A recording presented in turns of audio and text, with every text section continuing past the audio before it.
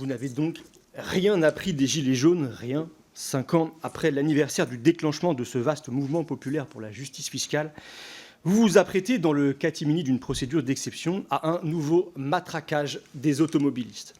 Pour cela, vous souhaitez les dissuader de contester leurs amendes de stationnement en conditionnant la possibilité de le faire à leur paiement préalable. Tout s'achète en Macronie, tout, même le droit de protester contre une verbalisation jugée excessive. Matière à contestation, pourtant, il y a. Après l'instauration du forfait post-stationnement en 2018, des dizaines de milliers de requêtes ont été formulées chaque année. En 2019, un rapport sénatorial révélait que 55% d'entre elles avaient abouti à des annulations, preuve du caractère plus que contestable de très nombreuses amendes.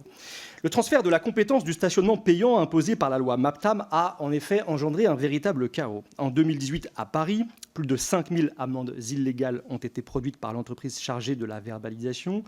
Depuis, la lecture de la PQR rapporte la chronique quotidienne d'injustices, comme celle faite à des dizaines d'automobilistes d'Aix-en-Provence, sommés de payer des PV pourtant déjà acquittés.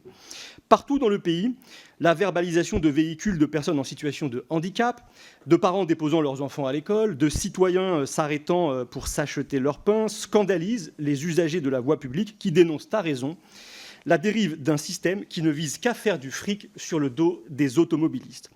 Une pluie d'amendes s'abat sur eux. Sous le double effet de l'automatisation des contrôles et de leur privatisation, le nombre d'amendes pour stationnement est passé de 7,8 à 13,7 millions de 2018 à 2022. Les recettes tirées de ces contraventions, de 157 à 340 millions d'euros sur la même période, elles pourraient, selon certaines estimations, dépasser le milliard en 2023. Cette manne attire bien des appétits. Un véritable marché de la verbalisation s'est constitué en quelques années. Il est aujourd'hui dominé par les filiales de grands groupes du CAC 40, comme AXA ou le Crédit Agricole, pour qui chaque amende de plus est source d'un bénéfice supplémentaire. Scannés par les sulfateuses à PV que constituent les véhicules pratiquant la lecture automatisée des plaques d'immatriculation, les automobilistes paient en vérité 2 fois. Une fois pour remplir les caisses publiques, une autre pour payer les dividendes des actionnaires des sociétés privées de verbalisation. Avec vous, c'est toujours l'intérêt de tous qui est bradé à la faveur de quelques-uns. Quand les députés insoumis proposent de bloquer les prix des carburants, vous votez contre. Quand nous faisons adopter un plan de financement massif pour le transport public afin de favoriser les alternatives à l'automobile, vous utilisez le 49.3.